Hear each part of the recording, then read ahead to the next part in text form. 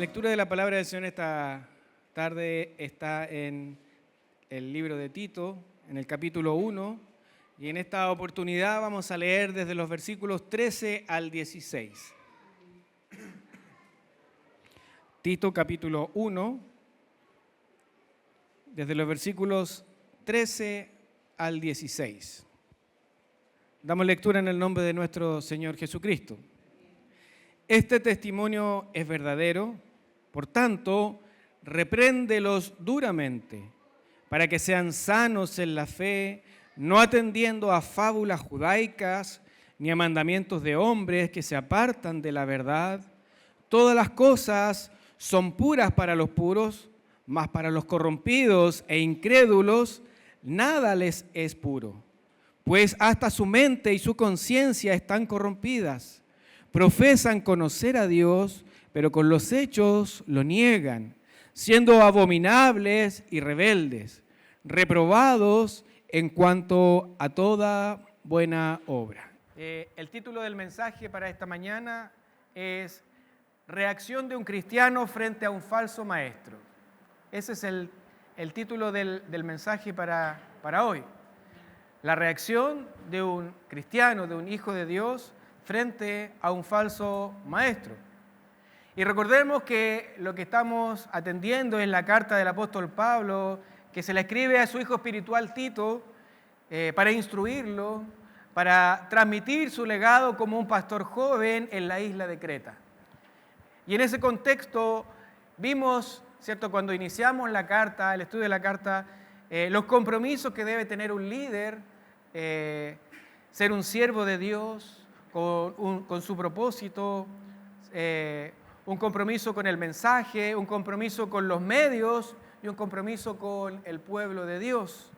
Posteriormente, en los versículos 5 al 9, vimos con nuestro hermano Mauricio las cualidades de un pastor anciano, ¿cierto?, que debiera estar en el contexto de la pluralidad, que debiera ser un pastor de acuerdo a las Escrituras, cuáles eran sus requisitos, lo que debe hacer y lo que no debe hacer de acuerdo a la palabra de Dios.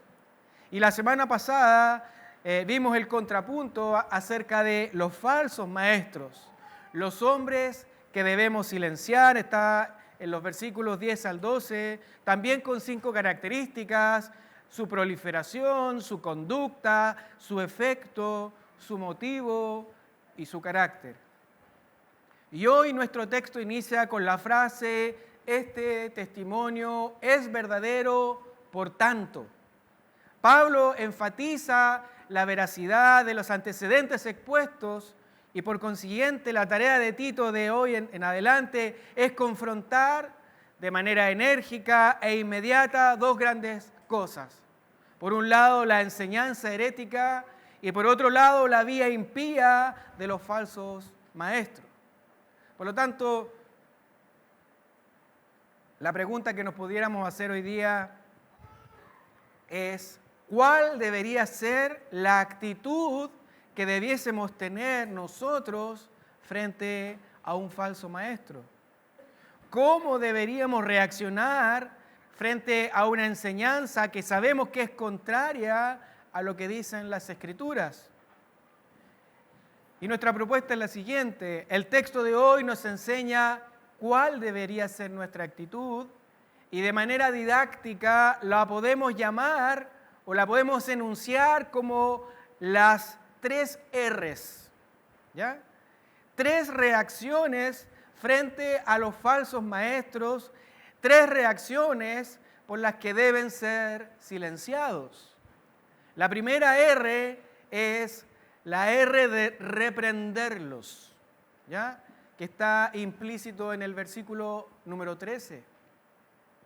La segunda R es la R de repudiarlos, que está implícito en el versículo 14. Y la tercera R es la R de rechazarlos, implícito en los versículos 15 y 16. Reprenderlos, repudiarlos, rechazarlos, ¿ya? Reprenderlos.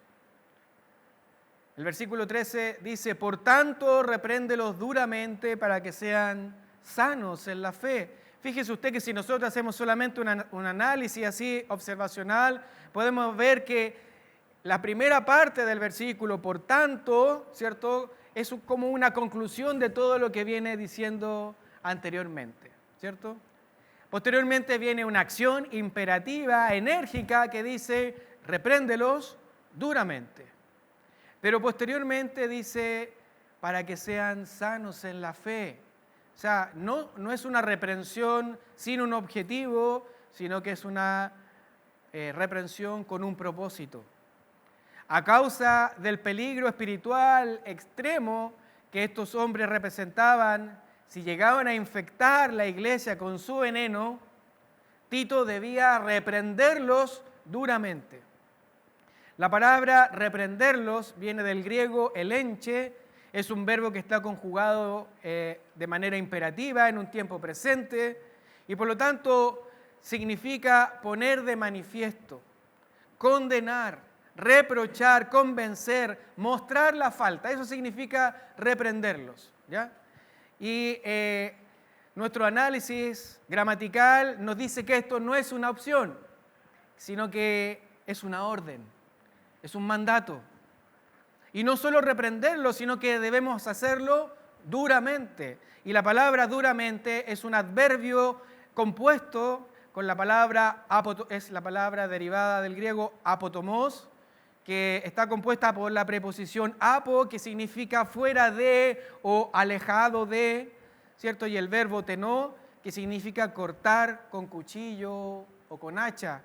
Por lo tanto, la reprensión debía cortar con fuerza irresistible y penetrante.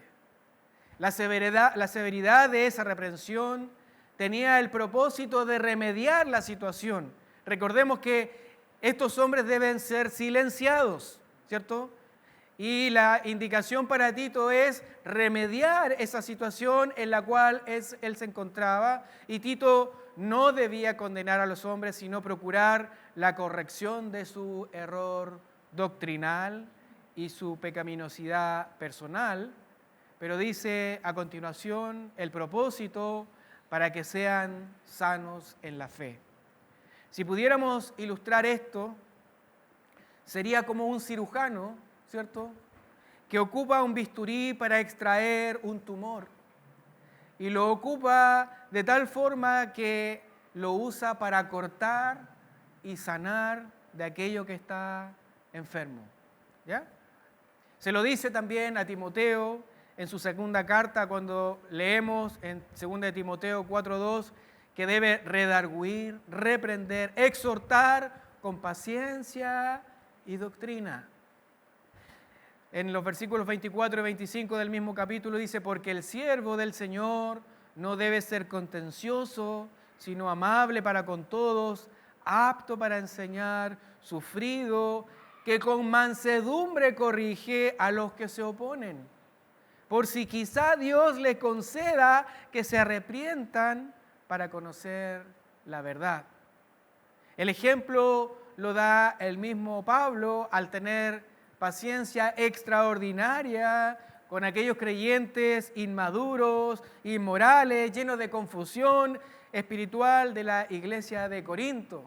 Aprendemos tanto de los corintios, ¿cierto?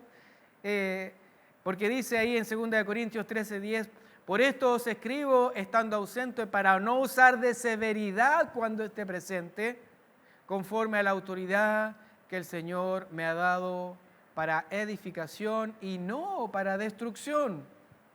Ese espíritu humilde y bondadoso que caracterizó a Pablo debería estar en todo líder.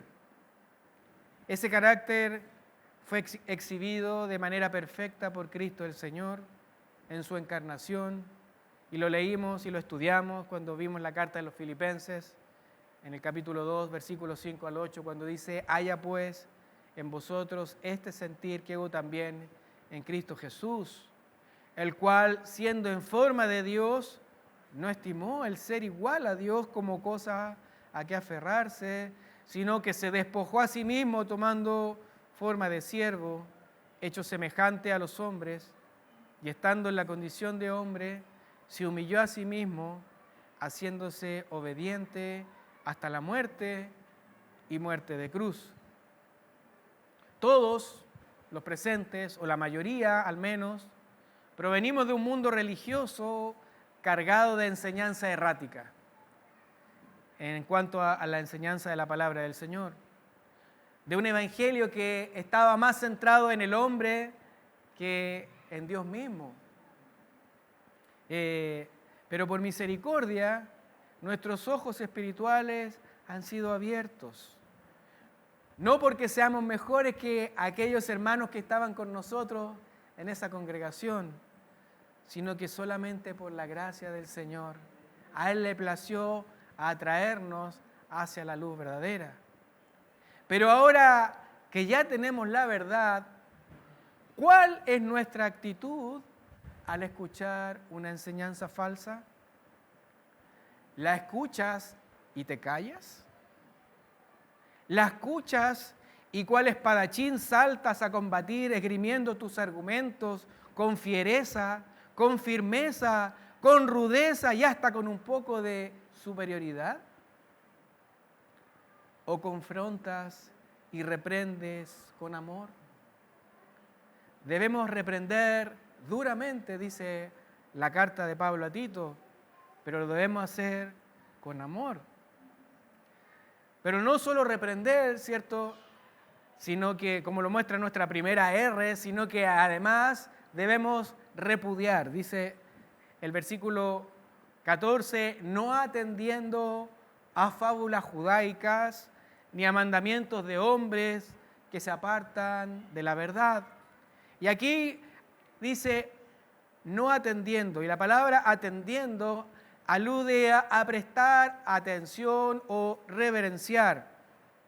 Se refiere a acatar el error y a someterse a dicho discurso o a dicha enseñanza. Esta es una prohibición absoluta para todos los líderes cristianos verdaderos. Y Pablo lo establece con claridad y firmeza en su segunda carta a los Corintios en el capítulo 6, en los versículos 14 al 18, cuando dice: no os unáis en yugo desigual con los incrédulos, porque ¿qué compañerismo tiene la justicia con la injusticia?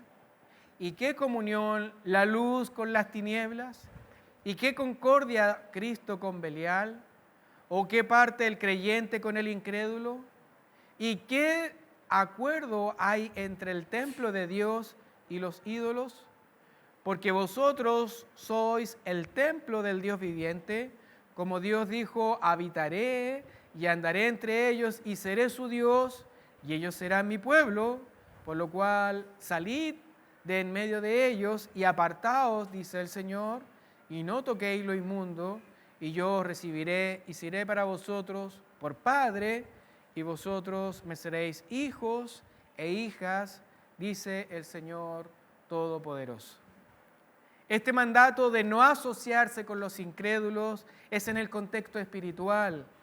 Solo cosas malas pueden ganarse mediante la vinculación con aquellos que enseñan o practican cualquier forma de religión falsa. Algunos de nosotros, ¿cierto?, que cuando comenzamos a ver la luz, quisimos tratar, ¿cierto?, de cambiar las cosas a nuestra manera, pero no nos dábamos cuenta que no es a nuestra manera, sino que es a la manera de Dios. Puntualmente para las iglesias en Creta, el peligro provenía de las fábulas judaicas y mandamientos de hombres que se apartaban de la verdad.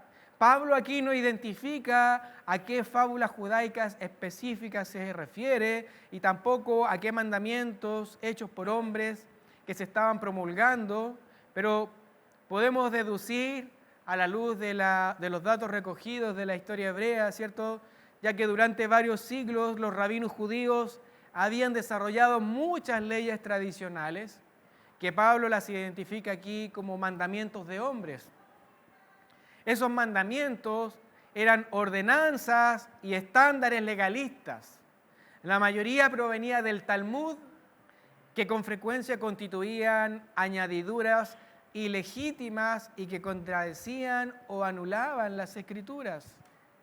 Recordemos la interpelación de los fariseos y de los escribas a Jesús en el Evangelio, ahí en Marcos 7, versos 5 al 9, cuando dice, le preguntaron pues los fariseos y los escribas, ¿por qué tus discípulos no andan conforme a la tradición de los ancianos, sino que comen pan con manos inmundas? Respondiendo él les dijo, hipócritas, bien profetizó de vosotros Isaías, como está escrito, este pueblo de labios me honra, mas su corazón está lejos de mí, pues en vano me honran, enseñando como doctrinas mandamientos de hombres, porque dejando el mandamiento de Dios, os aferráis a la tradición de los hombres, los lavamientos de los jarros y de los vasos de beber, y hacéis muchas otras cosas semejantes. Les decía también, bien invalidáis el mandamiento de Dios para guardar vuestra tradición. Es muy probable que Pablo no haya mencionado en esta carta específicamente ninguna herejía, para no dejar fuera ninguna de ellas, ya que eran muchas. De esa forma, evitaba que los débiles, que los inmaduros, que los que no tenían discernimiento, pudiesen concluir que al no estar en esa lista estaba permitido. En contraste, lo que Pablo hizo fue amonestar a que todas las cosas que se enseñaran en el nombre de Cristo debían cotejarse con las Escrituras del Antiguo Testamento y con las enseñanzas de los apóstoles. El hecho que los falsos maestros en la carta fueran identificados como hombres que se apartan de la verdad, así lo dice el versículo, indica que habían sido expuestos a la verdad y la habían reconocido en el pasado, pero después la rechazaron.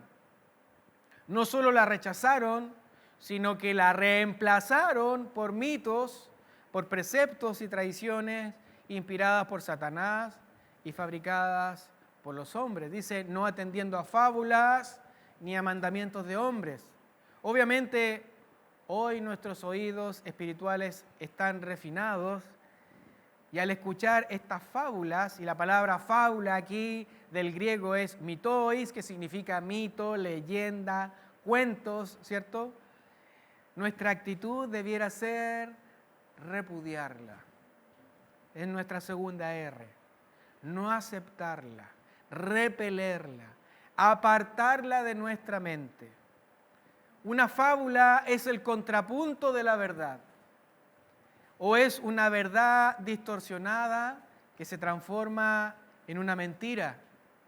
El diablo es conocido como el padre de mentiras y así lo cataloga Jesús en el Evangelio de Juan, en el capítulo 8, en el verso 44, cuando le dice, vosotros sois de vuestro padre el diablo y los deseos de vuestro padre queréis hacer. Él ha sido homicida desde el principio y no ha permanecido en la verdad porque no hay verdad en él. Cuanto habla mentira, de suyo habla porque es mentiroso y padre de mentira. El apóstol Juan en su primera carta escribe, no os he escrito como si ignoraseis la verdad, sino porque la conocéis y porque ninguna mentira procede de la verdad. ¿Quién es el mentiroso sino el que niega que Jesús es el Cristo? Este es anticristo, el que niega al Padre y al Hijo. Cualquiera que niega que a Cristo, ¿cierto?, se transforma en un anticristo. Y en nuestro estudio de dicha epístola aprendimos que han surgido muchos de esos anticristos, ¿cierto? Y estos presentaban ciertas características, las cuales ya aprendimos, pero se las traigo como ayuda a memoria, ¿cierto? Son aquellos que se apartan de la comunión, que un día sí y un día no.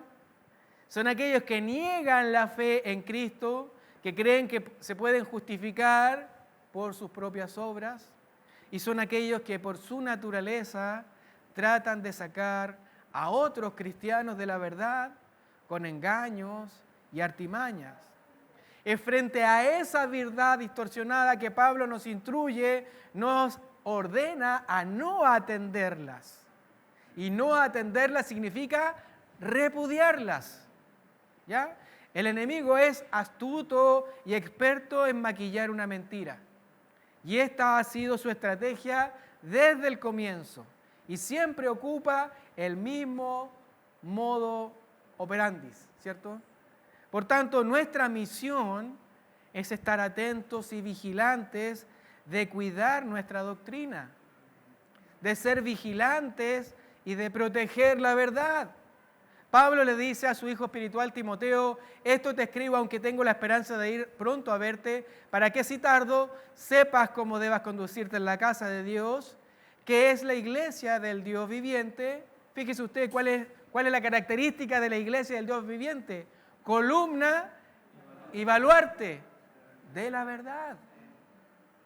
Eso eres tú, como parte del cuerpo de Cristo. Columna y baluarte de la verdad. Sostenedor y defensor de la verdad. ¿Y tú defiendes la verdad? ¿Cuidas la verdad? ¿Repudias la mentira? Bueno, y eso nos lleva a nuestro tercer punto, que es rechazar la falsa enseñanza. Rechazarlos. Dice nuestro texto: todas las cosas son puras para los puros, mas para los corrompidos e incrédulos nada les es puro, pues hasta su mente y su conciencia están corrompidas. Profesan conocer a Dios, pero con los hechos lo niegan, siendo abominables y rebeldes, reprobados en cuanto a toda buena obra. Pablo presenta por inspiración divina aquí dos evaluaciones de los falsos maestros en las iglesias de Creta, que se podrían aplicar a todos los maestros falsos de todas las épocas, ¿cierto? Y este análisis incluye dos perspectivas de los falsos maestros que nos permite tomar nuestra tercera actitud de rechazo. Y estos dos aspectos son, por un lado, evaluar sus vidas interiores, ¿cierto?, las cuales están corrompidas, y por otro lado, evaluar sus vidas exteriores, que nos habla de la hipocresía y el libertinaje. ¿Cómo es esto de evaluar sus vidas interiores? Bueno, este aspecto lo vemos en la evaluación que hace Jesús en los evangelios acerca de los fariseos. Por ejemplo, en Lucas 11, 37, 41, cuando le dice: luego que hubo hablado, le rogó a un fariseo que comiese con él. Y entrando Jesús en la casa, se sentó a la mesa. El fariseo, cuando lo vio, se extrañó de que no se hubiese lavado antes de comer, pero el Señor le dijo: ahora bien, vosotros los fariseos limpiáis lo de afuera del vaso y del plato, pero por dentro estáis llenos de rapacidad y de maldad. Necios, el que hizo lo de afuera, ¿no hizo también lo de adentro? Pero dad limosna de lo que tenéis y entonces todo os será limpio.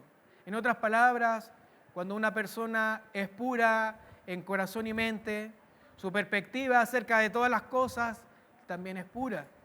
Y esa pureza interna siempre producirá una evidencia de pureza externa. El legalismo es una actitud interna que supone su aceptación delante de Dios por medio de guardar estrictamente ciertas ceremonias y tradiciones. De la misma forma de evitar o abstenerse de cosas que son malas.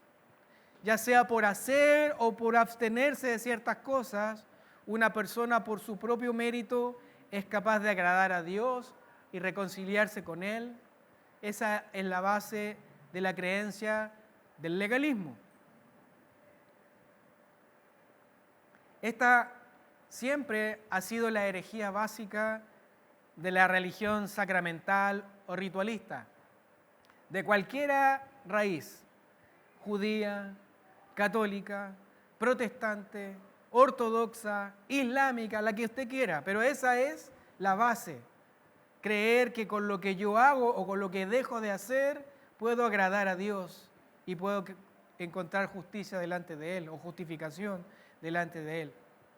La herejía básica de todo sistema religioso falso es la justicia por las obras. Pero Romanos 10:3 dice, porque ignorando la justicia de Dios y procurando establecer la suya propia, no se han sujetado a la justicia de Dios. La verdad bíblica nos enseña que los hombres en cada fase de la historia, desde la caída, solo han sido justificados con Dios por medio de la fe salvadora en Él.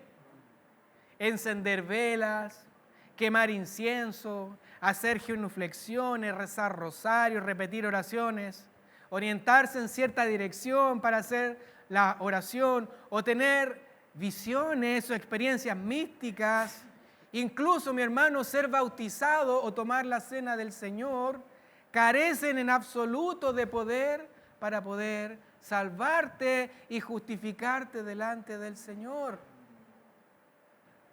Para los corrompidos e incrédulos, dice Pablo, nada les es puro, ni puede ser puro para ellos, porque hasta su mente y su conciencia están corrompidas. Todas sus perspectivas, todas sus acciones están contaminadas por su corrupción interna. Como dijo Jesús, no lo que entra en la boca contamina al hombre, mas lo que sale de la boca, esto contamina al hombre. Una persona se contamina y corrompe en lo espiritual por el pecado que hay en su corazón y en su mente, no por las cosas materiales que manipula o que ingiere. Una mente sucia producirá pecado, porque dice Mateo 15:19, del corazón salen los malos pensamientos, los homicidios, los adulterios, las fornicaciones, los hurtos, los falsos testimonios, las blasfemias. Si alguno cree que haciendo méritos está ganando puntos o está compensando lo malo que hace de vez en cuando, está equivocado. Si alguien viene y te enseña o te dice que debes guardar ciertas características para poder ser aceptable delante de Dios, esa es una enseñanza falsa. La salvación es solo por gracia, solo por fe, solo por Cristo. Porque por gracia sois salvos por medio de la fe, y esto no de vosotros, pues es don de Dios, no por obras, para que nadie se gloríe. Para que nadie diga, yo tengo más puntos que tú, ¿cierto? Porque no depende de lo que hagamos o de lo que dejemos de hacer. La segunda forma que dice Pablo en la cual debemos evaluar a estos falsos maestros es haciendo una evaluación de sus vidas exteriores. Dice, profesan conocer a Dios, pero con los hechos lo niegan, siendo abominables y rebeldes, reprobados en cuanto a toda buena obra. De la forma que viven, ponen de manifiesto su incredulidad. Profesan conocer a Dios, pero con los hechos lo niegan. Aquellos que confían en su propia justicia por obras, también tienen un aire de superioridad. Lo vemos, por ejemplo, en los gnósticos, ¿cierto? En aquellos griegos que creían que se las sabían todas en cuestiones religiosas, pero además creían estar en un nivel superior que el resto. Dice nuestro texto hoy día, no solo profesan conocer a Dios, sino que muy probablemente profesan conocerle mejor que otros, ¿ya? Sin embargo, la verdad es que no lo conocen en absoluto y mucho menos tienen una relación salvadora con Él. Se aferran a una apariencia de piedad, pero niegan la eficacia de ella, según lo que dice 2 de Timoteo 3. Los falsos maestros, justos en su propia opinión, no solo son orgullosos y se sienten superiores a los demás, sino que son por completo, como dice nuestro texto, abominables y rebeldes, reprobados en cuanto a toda buena obra. Y aquí está la clave de nuestro tercer punto del análisis de esta mañana. Abominables, rebeldes, reprobados. Abominable es una forma sustantiva del adjetivo deluctos, y lo vemos en otros textos, como por ejemplo en el libro de Apocalipsis, cuando Juan declara que no entrará en ella ninguna cosa inmunda o que hace abominación, ahí está la palabra, y mentira, sino solamente los que están inscritos en el libro de la vida del Cordero. Los maestros falsos y abominables no tendrán lugar en el reino de los cielos. Las vidas rebeldes ponen en evidencia una fe en Dios que solo es de profesión. Es decir, solamente es de palabra, de boca, para que usted me entienda más, ¿cierto? Los impíos continúan su recorrido. ¿Y cuál es ese recorrido? Bueno, Efesios 2:2 nos dice que siguiendo la corriente de este mundo, conforme al príncipe de la potestad del aire, el espíritu que ahora opera en los hijos de desobediencia. Ese es su recorrido. Debido a que tratan de engañar al pueblo de Dios con palabras vanas, viene la ira de Dios sobre los hijos de desobediencia. Son reprobados en cuanto a toda buena obra, y el término reprobado es adokimos, que significa descalificado o rechazado. Y en 2 de Timoteo 3:8 leemos: y de la manera que Janes y Jambres resistieron a Moisés, así también estos resisten a la verdad, hombres corruptos de entendimiento, réprobos en cuanto a la fe, mas no irán más adelante, porque su insensatez será manifiesta a todos, como también lo fue la de aquellos. Falsos maestros rechazados, falsos maestros reprobados por Dios, y por tanto también sus hijos deben tener esa actitud hacia ellos de rechazo. No creas que este problema estaba solo en las iglesias de la isla de Creta.